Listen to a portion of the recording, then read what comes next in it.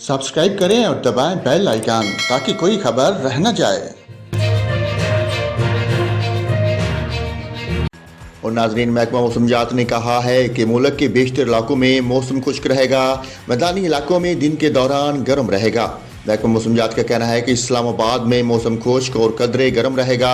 इस्लामाबाद में दिन के दर्जा हरारत 5 से 6 डिग्री सेंटीग्रेड मामूल से ज़्यादा रहेंगे। खैबर पख्तूनख्वा के बेशतर अजला में भी मौसम खुश्क रहेगा।